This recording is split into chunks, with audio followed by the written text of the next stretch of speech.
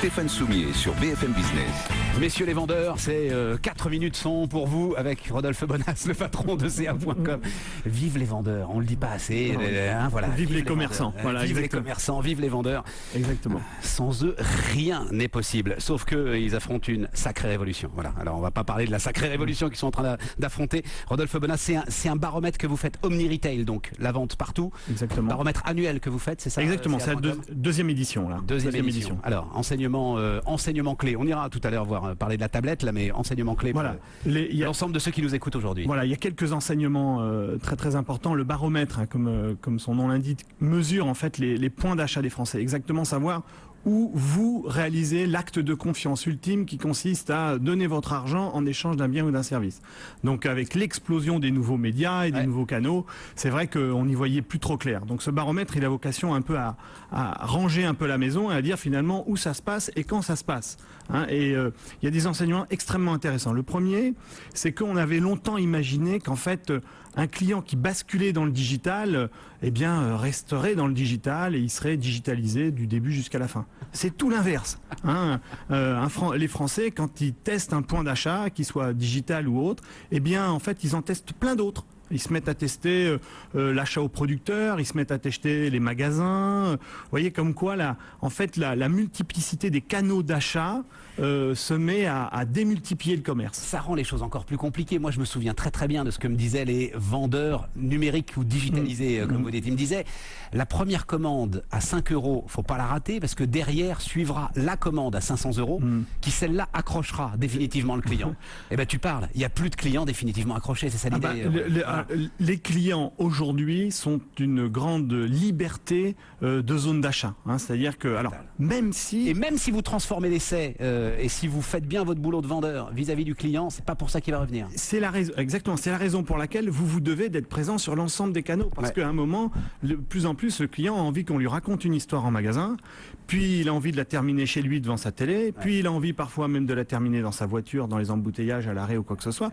Donc vous voyez qu'aujourd'hui, le commerce Omni Retail, ce commerce partout, finalement, il est d'une présence et d'une agilité pour les clients qui est très forte, amenant les commerçants à muter, en fait. La réalité, c'est ça. Néanmoins, dans le baromètre, Stéphane... Mais attendez, ça me passionne. Ils doivent muter. On a d'accord, ils doivent muter Omni Retail. Ça, je crois qu'ils l'ont compris. Mais ils doivent même muter dans la relation avec leurs clients. C'est-à-dire, dans la mesure où lui, il peut s'en aller, mais d'une seconde à l'autre avec encore plus de facilité, la relation client, elle doit être en permanence, je dois être en séduction, en conquête, en permanence lui raconter une histoire. Alors, exactement. Même s'il m'a fait 14 achats, même s'il a l'air fidèle. C'est la raison pour laquelle l'étude d'ailleurs démontre que vous avez des points d'achat qui ont des vocations différentes. Typiquement, le smartphone qu'on a un peu tous dans notre poche, c'est un point d'achat qu'on a appelé un point d'achat ubiquitaire. En fait, c'est la continuité de vous-même. Et puis après, une tablette, c'est vraiment un point d'achat de mobilité. Puis après, vous avez l'ordinateur qui est plutôt un point d'achat, on va dire, fixe. Parce que Puis après, vous avez même la TV connectée,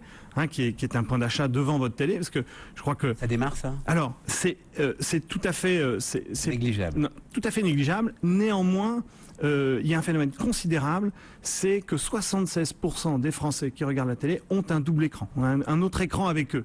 Donc en fait, la TV connectée ne démarre pas vraiment, mais en revanche, la présence d'un autre écran devant sa télé, ça c'est très fort. Ça c'est génial, Rodolphe, parce que ce sera peut-être ça la vraie télé connectée. Pour tout vous dire, quand on discute avec des professionnels, ils sont quand même très dubitatifs sur l'idée, en gros, la télé loisir passif. Est-ce que vraiment on va être avec notre télécommande à cliquer, à faire des trucs, etc. et tout. Par contre, sur le deuxième écran, sur l'ordinateur, sur le portable à côté de nous, sur la tablette, c'est là que les Français ont déjà contourné l'histoire, puisqu'ils sont déjà en train de regarder la télé avec un autre écran à côté d'eux. Et particulièrement chez les jeunes, bien sûr. Vous savez que les 15-24 ans ont une pénétration complètement considérable. Le troisième écran. Là, vous assez concerné par le sujet. Oui, absolument, totalement. La tablette. Alors, voilà, la tablette, elle est là. Et vous, messieurs les vendeurs, vous ne pouvez plus l'ignorer. Voilà, exactement. Aujourd'hui, 15% en fait des Français possèdent aujourd'hui une tablette, un taux qui a doublé entre l'année dernière et cette année. Et puis surtout, c'est un média et un support qui est très perméable au commerce, puisque plus d'un tiers des possesseurs de tablettes ont réalisé un achat avec l'outil.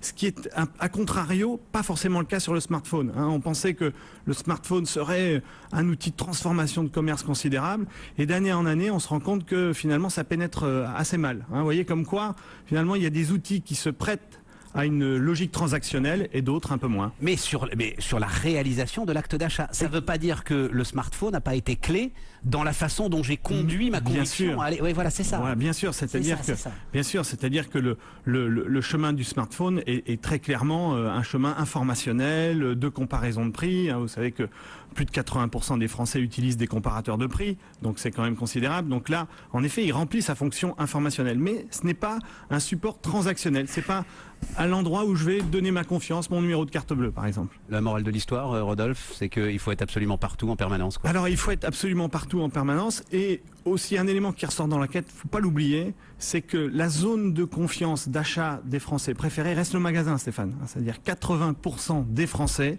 vont dans un magasin au moins une fois par semaine. Donc le magasin reste quand même un média de confiance extrêmement fort, avec une logique. Sauf que quand on rentre dans ce magasin, on sait ce qu'on veut et on est surinformé. On sait ce qu'on veut, on est surinformé, ou bien l'inverse, on y vient pour se renseigner, faire ce qu'on appelle du showrooming. Encore aujourd'hui. Bien sûr. On y vient encore pour... Et c'est d'autant plus fort avec les médias digitaux, parce que vous pouvez très bien aller dans un magasin, toucher, sentir le produit, obtenir le conseil, et ensuite, d'où le défi du commerçant, et ensuite prendre la référence et la mettre en comparaison sur Internet. Donc vous voyez qu'on est au cœur de mutations commerciales significatives. Passionnante. Merci Rodolphe Abonas. Merci Stéphane. CA.com ce matin sur BFM Business, et il sera 7h30 dans 30 secondes. Ce soir à 22h sur BFM Business.